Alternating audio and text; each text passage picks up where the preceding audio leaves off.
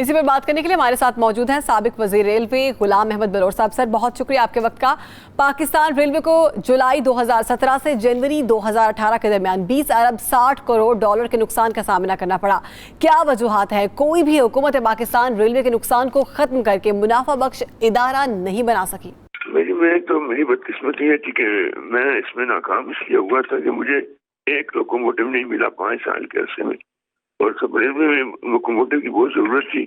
मैं चीखता रहा कि मुझे लोकोमोटिव का बंदोबस्त करें, मेरी बात किसी ने नहीं सुनी।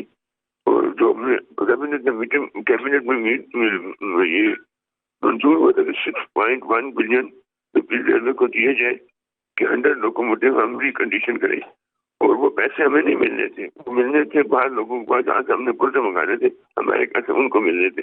लेकिन वो पैसे मंजूर होने के बावजूद भी न मिले और हम कोई खातों का काम नहीं कर सके।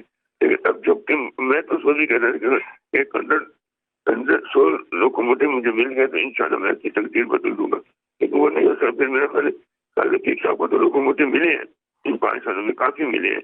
वो पैसे भी मिल गए थे जो 6.1 बिलियन था, उससे जितने लोकोमोटिव तैयार किए, कुछ 27 लोकोमोटिव दूसरे थे तो वो भी मिल गए, और भी बाहर से लोकोमोटिव का चाइना शायद वो भी मिल गए।